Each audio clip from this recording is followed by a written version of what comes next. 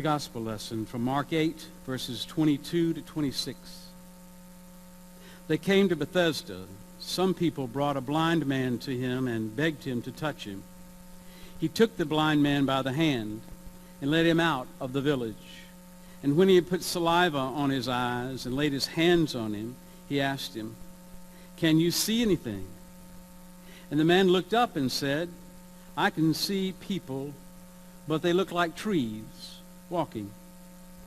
Then Jesus laid his hands on his eyes again, and he looked intently, and his sight was restored, and he saw everything clearly.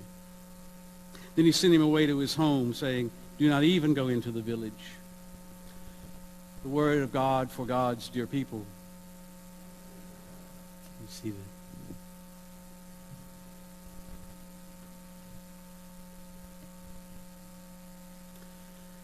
Sight. What a magnificent, marvelous, almost unbelievable gift it is. All of us know that. It's hard to forget it because it's one of those things that's near at hand at every moment. Sight is a hard thing to put together. The intricacies of the body that come together in the formation of us in the womb that allow for us to have eyes that then, once they adjust themselves to the world, can see. It's an amazing thing. It is hard to keep good sight. We have to be vigilant. We have to be nurturing to our eyes. We have to remember that they work hard and try to rest them and try to do things that support and protect and enhance our sight. It is sometimes not so hard to lose them or to begin to lose sight. Carelessness, thoughtlessness on our part that sees our vision slip. We can't do anything about it until later on we realize it's too late, and then we have to get glasses and do all those things. And of course, for some people, it is a matter of having been born without sight or having later on received some sort of difficulty in their life, disease-wise or whatever, that invades, that causes the lack of sight. But all human beings know that sight is a wonderful thing. And even though we experience looking at some very painful things in our life when we have sight, I don't think any of us would ask tomorrow morning to wake up without it. So it is with insight, with inner vision, with our inner eyes, with that which develops in us the capacity to vision legitimately, to see, to understand, to grow, to build character. A hard thing to build up, to come to be able to utilize in effective ways. Not so hard to lose without tending to it and staying with it and helping it go on into areas that it hasn't been in before, this thing of vision. This story this morning is set in Bethesda. It is a town in the northern part of the Sea of Galilee area, therefore very close to the hill country of Nazareth where Jesus was raised. It is certainly no stretch to believe, to almost be really certain about the fact that probably he went to this town a great deal when he was young, as a boy, as a teen, as a later youth, and then as a young man before he went public. So no doubt he knew this village quite well, maybe knew some of the people in it, maybe even had been friends with some of those people as he grew up. They were some of his maybe peers as playmates when he was able to get down from the hill country and get down to Galilee from time to time, maybe go fishing with his dad, or whatever it may have been. So this was not unknown territory to Jesus. It could have even been that he knew this man that was blind that was brought to him. We don't know that, but it's certainly a familiar scene to him.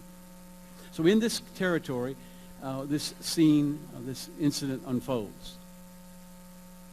Before we talk about what happens in it, in terms of the results and how those come about, let's talk a little bit about Jesus' manner, his methodology. I always think, and I always believe, have always, and continue to, that we can learn as much from the way Jesus goes about things as we can from the things he does, says, or is known for in terms of the outcome. You just watch him at every step. He's in this little small village. This man is brought to him by others. That kind of implies that the man maybe had some hesitation, maybe didn't want to come, was a little embarrassed or at least uncomfortable. But he came, and Jesus knew that. No doubt there were some people in the village square or village town center that were kind of mulling around, wondering how this was going to go and seeing that something interesting was developing. So the first thing Jesus said, apparently wordlessly, we have no record of any words here, was simply take the man's hand and then lead him out of town, out of the village a ways to where they were away from the center. Now, my imagination would say that if I'd been in that crowd, I might have been some among those that I wouldn't have followed. I would have thought, well, he did that for a reason. He takes this guy and he's going out of town and he doesn't want a lot of people around, so I'm just going to stay back in town and let them do what they need to do. There may have been a few people that would have been the opposite. So, well, I'm going to go all the more now. This is getting really interesting. So I don't know. But I would suspect that once they got out of town, there were much fewer numbers of people surrounding the two of them than had been true in town. So he was gentlemanly enough to get him out of that situation, lead him out of town by his own hand. I think it's interesting that Jesus didn't say to somebody else, Lord, like, you, take this guy. I'm going to work with him. I want you to lead him out of town. I'll lead the way. You follow me. No. Did his own work. Got the man himself. Took him with him. The way Jesus works. Side by side, partner to partner. No stuffiness. Now out they go. And when they're out there, what does he do? Does those things that our parents said we should never do. Spits in his hand. It's hard. Jesus makes it so hard on all of us, really good, moral, righteous folk. Spits in his hand, rubs it all together, and then puts it on his eye. It says it puts it on him, but I suspect it was right on the eyes. And he could feel the wetness. He could feel the earthiness. The man who's blind, he can feel the humanity of this. It's not something that's hocus pocus. It's real. And then Jesus has opened his eyes, and he asks. And he asks legitimately. I think one of the other things that we miss in terms of the depth of Jesus and getting closer to him is to think, well, he knows all the answers before they're given. I seriously dispute that. I think it's a genuine question on Jesus' part. He wants to know, can you see anything? He's a little bit apprehensive, just like we are as we listen and watch the story. Can you see anything? Has this made a difference? And the man says what? Well, yeah, I can see people, but I think they're people, but they're like trees walking. It's a beautiful description. Like trees walking. Can you imagine? That's like, it's murky, it's indefinite, it's indecisive. There's something there that wasn't there before, but to call it true sight is to undervalue true sight.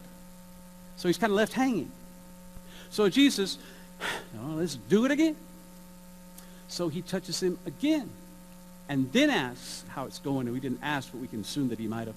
And then the man, we are told in the scripts there, can see clearly, definitively, fully. Now he has his sight. And then Jesus says to him, okay, just don't go home yet. We'll go back in the village eventually, just not right now. We'll talk about that later too. All right, so that's the story. What I want to talk to you about is that first and that second touch. The first touch that is inconclusive, not fully successful, doesn't do what we would hope as those who are watching the story, pulling for the blind man, it would do.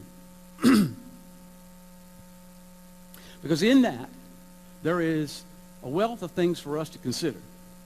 One of which would be that oftentimes when we seek to grow, when we want to have more understanding about a situation, a person, ourselves, when we want more insight, when we are sincere about it, no matter how hard we try and no matter what we expose ourselves to in terms of the risk to get it, it doesn't come. It just doesn't come.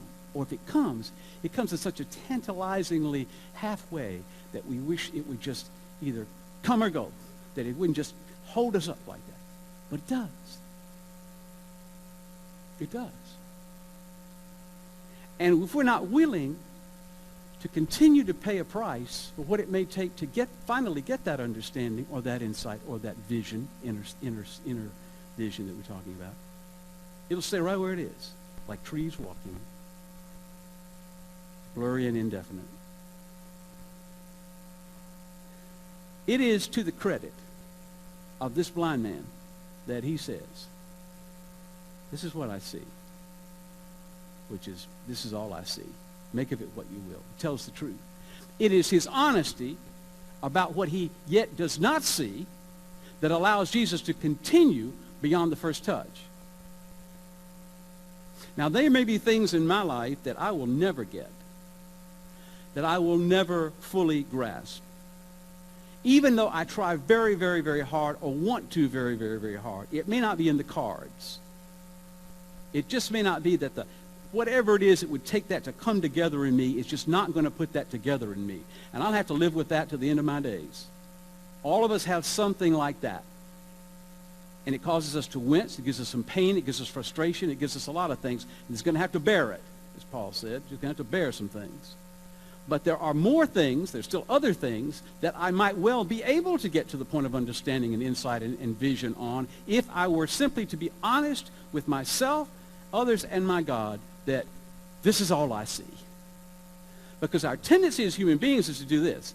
It's like the man would have said, when Jesus said, "Can you see anything?" He said, "Oh, yeah.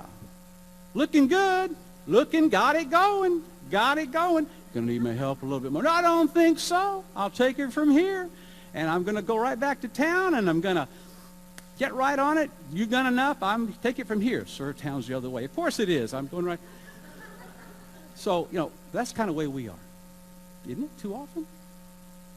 So nothing else happens. We get a first touch. It's inconclusive. We're done. Because we shut down. Not because the whole opportunity to us to have a new understanding has been shut up. We have shut down. He doesn't do that. When I was in ninth grade, going into ninth grade, just before I went in, about a week before school started, my father called me into his study, which was rare. I loved to go to my father's study at the house. We called it the hen house because it was a small little place, and he'd tuck himself back in there. And we go in and just to chit-chat and all, but he called me in. He sat me down. He said, "Son, when school opens next week, you are going to take Latin." I know, right? And I said, "What's that?" "Latin. You're going to take Latin." "Why should I take Latin?" "Because your grandfather took Latin, I took Latin, and your aunt taught Latin, and you're going to take Latin." "What's Latin?" "You're just going to have to go find out." So I went, and I found out. Well, that first year, there were a lot of us in the class. We had a new teacher, maybe second year teaching. It went pretty well. I'm going to get a grip on it and do some pretty good grades, rip it through. Got a whole year I went through, felt good about it. Sign me up for year number 2. Let's keep this going. So I got ready over the summer. Wasn't worried about Latin in second year. Got to Latin second year. We went to the high school for this one. Got a new teacher. He'd been teaching Latin about 30 years. He had a different view of what good in Latin was. And we started in. And I knew throughout that first quarter I wasn't doing quite as well as I had been expected to do going in. But I thought I was still kind of, hanging in there, and I could make up for it in the second quarter and the third and all that. I could get it. Much to my chagrin, when I got the report card for the first quarter, I had a D, a low D. Well, I was just, incensed. So I went into my teacher. I said, "Mr. Dietrich, I do not think I got a D." He said, "You may be right, Spencer. I make mistakes. I'll tell you what I'm going to do. I'll take out my grade book." Here, and he laid it open. And here are all the numbers that went to figure that out. You take them down yourself on your own paper. I did wrote them down. Okay, you add them up. Get your own sum, and I did. All right, now divide them by how many grades there were, and I did. And tell me what you come out with. And I was right. I did not get a D. I got an F. I didn't say another word. Mr. Dietrich smiled faintly. I backed out of the room, and I went home and started studying. I had two choices. Either I could pridefully decide that he was wrong, and I already knew what Latin was about, and he was just, full of it, and I was going to persevere the way I had the first quarter using last year's understanding of Latin. Or I could say I see Latin as trees walking. And so I got to have more than this. I took the latter course not for my own virtue, can I say so, but because my father said I would. There are no choices. You shall do this. You will not sit around with D's, and you will not look as you did last year. This man knows what he's talking about, and he did. And I will say that I spent 3 glorious years with this same man to the end of my high school career taking Latin every year. And I will also say that when it was all over, we had 3 left in the class in the 4th year. The rest got down like that. And we all had a ball with him, and he was one of my favorite, not only teachers, but mentors about life, because he saw the kinds of things internally in us that we did not yet see for ourselves, but needed to reach for. You've had someone like that in your life. I'll tell you this, and myself too, remind myself. If someone purports to be a visionary, to say that they have a great sweeping view of life that you should buy, purports to have it all in perspective, wants to sell you a philosophy or a this or a that, I would ask you to ask them these questions. With all of your confidence today, was there ever a time you had questions? With all of your joy and verve today, was there ever a time that you were in pain? With all of your clarity now, was there ever a time when life was as trees walking? Because if they cannot answer yes, you don't want to buy it. You want a vision to have emerged from the muck and the difficulty and the inexactness of the human condition, so that when it finally comes to where it comes and emerges, it has value, it has toughness, it has experience. It has a lot of things that the other does not have. It's like Jesus. That's how he worked through, not around, to get to vision. Now, that second touch. The second touch. Try it again. And he does, and this time the fullness of vision comes into being. And why is that? Or the perseverance we've been talking about. But also because Jesus knows there's an element that still needs to go into this gentleman. It's a kind of a depth perception, an intelligence that needs to inform his looking, so that he can make some conclusions about what he's seeing that isn't just a sight, but it is something that can instruct and enrich his life, so that what he's seeing out here becomes a part of who he is in here, and the whole begins to take shape. He adds depth to the picture, and now sight becomes full. And that's how Jesus also works in me and in you, to bring us to a point where we see what we see. We understand what we got. And then it is translated into us as character and as growth.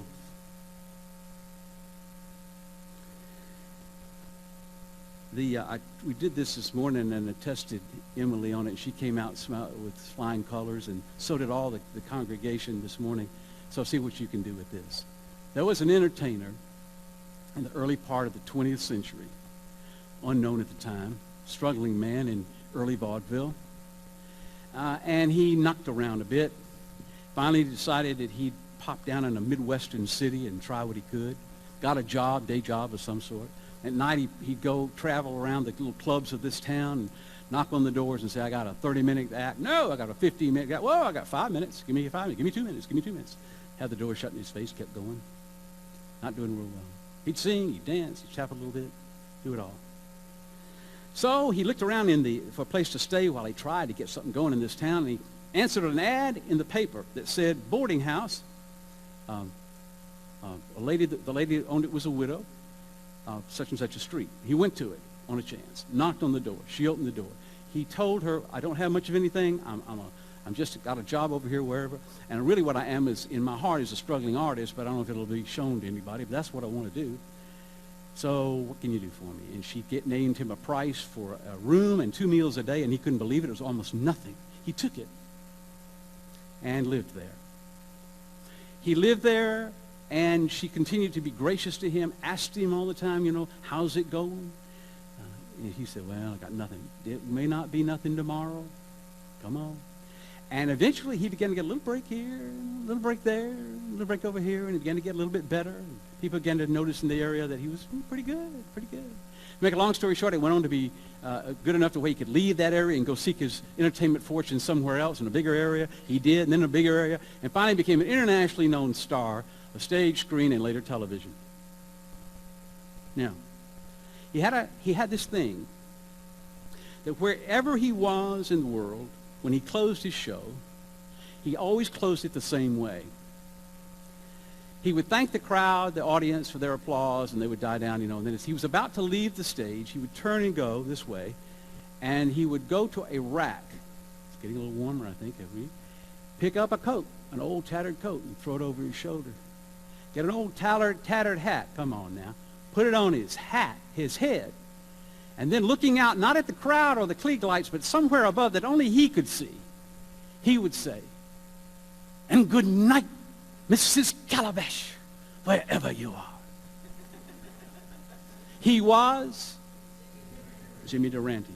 Did you know, I did not, I thought it was a cute phrase, a way to end his show. It was not. It was that every single time he stopped and thought about how many accolades he was getting, he thought about Mrs. Calabash, the boarding house lady, and how she had taught him the depths, not of just giving a roof and bread, but of giving life and sustenance and hospitality and hope to a human being.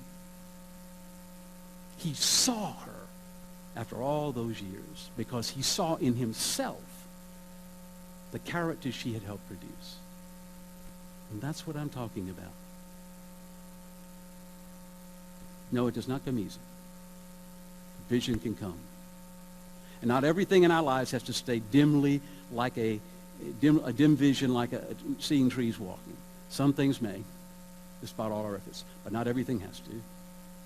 And for those things that do not have to, we're wasting a lot of time and not letting God have another shot at us to try again, another way to bring understanding to us so that we can deepen our experience of being here, help others have a better experience of being here with better interpretation for them of what they're going through, and help all of us to draw closer to the center of whom we were meant to be.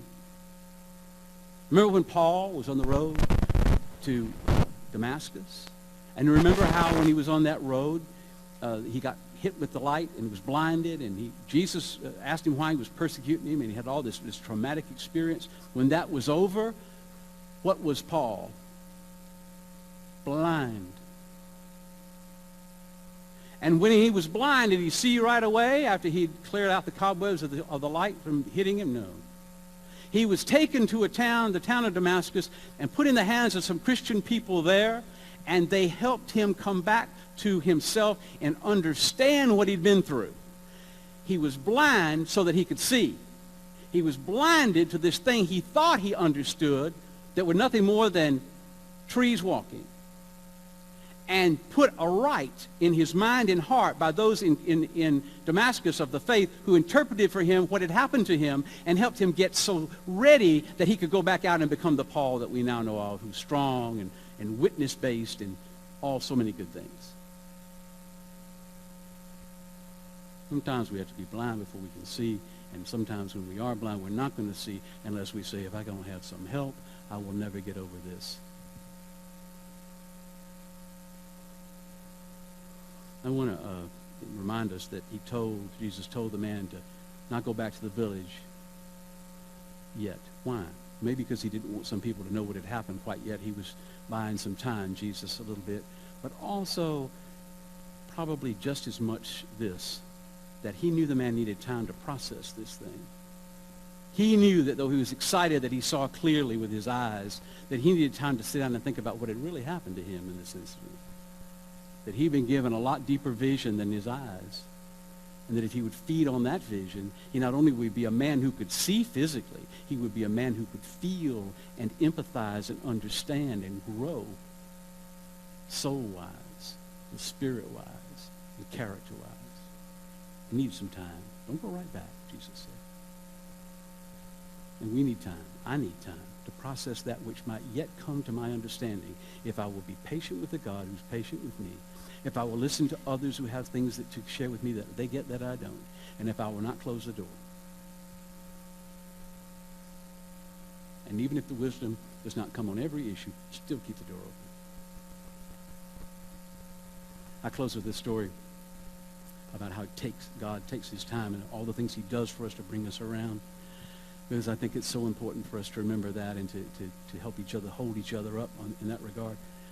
In the Methodist Church South, before we had the Methodist Church unified in 1939, there were for about 100 years, there were two Methodist churches, North and South. And the Methodist Episcopal Church South, which is the one my grandfather was in and the one my father started out in, we elected our own bishops, and we had our own division of the way bishops went and so forth. And there was a famous bishop named Warren Candler, who was the brother of the man who helped found Coca-Cola. And that's why they used to call Coca-Cola Methodist Holy Water, because Bishop Candler's brother was in on all that fizz and everything.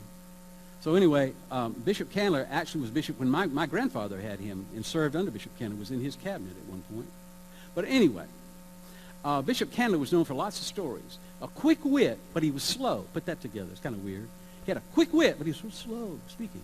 But he wasn't because his mind was slow. It was just because he was slow. So he kind of threw you off your tracks, you know. So one day he had been doing this revival somewhere, and it had gone really well. And this man came down to see him after the revival at the front of the church, who had the doctrine of the second blessing.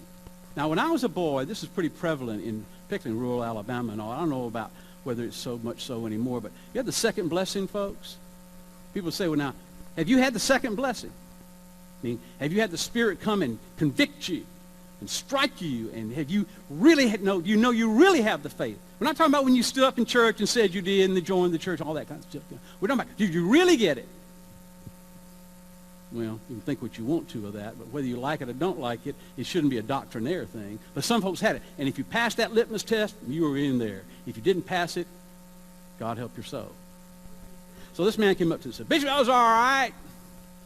I guess I like that pretty much. I've been thinking all the time I've been sitting back there, I wonder if he has the second blessing. The bishop said, well, talk with a raspy voice. And my father mocked him, and my grandfather used to mock him. Well, let's see, second blessing. I had the first, and the third, and the eighth, and the 100, and the 500, and the 1,000, and the 10,000, and the 100,000, but I think I might have missed the second. You see? You can't put strap holes on God. Don't box my God in. Don't tell him how he has to act in relationship to every human being. That they don't pass this test, then they're not his.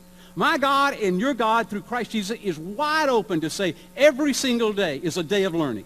Every single opportunity that I give you is one to come closer to me. I will touch you once, then I will touch you twice, and then I will touch you the umpteenth time if it takes it to help you come forward closer to that which is the truth. And I'll always be seeking you. Are you seeking me? Because those who seek are those who finally envision and see with clarity more and more of what God has in store for the human family, and then help it come to be. May that be our experience because we allow it to be. In the name of the Father, and of the Son, and of the Holy Spirit. Amen.